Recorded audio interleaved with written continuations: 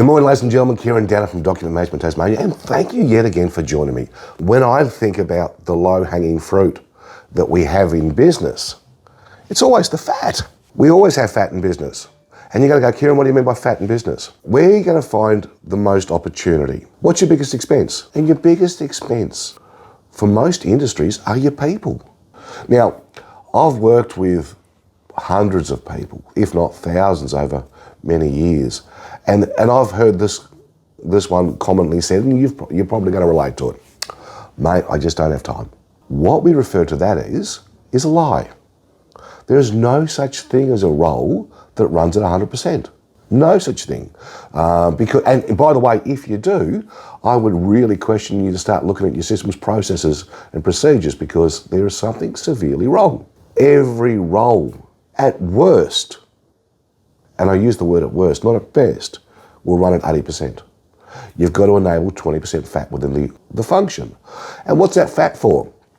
Well, that's for things happen, things change, growth. You grow your company by looking at your people, looking at what opportunities can we create over and above with the skill set you currently have. Fat within your organisation is where the real gains are. It's one thing to look at your operational overhead, and I implore everyone should look at their cash flow in order to maximise it, but you should always have a strategy for growth. And the growth and the opportunity sits within the fat of the organisation. The fat of the organisation is always going to be residing in your biggest expense, and your biggest expense for most organisations, and when I say most organisations, 95% of them, is in their people.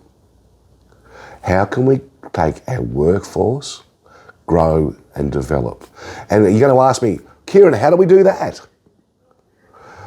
When was the last time you actually did a systems review on the functions?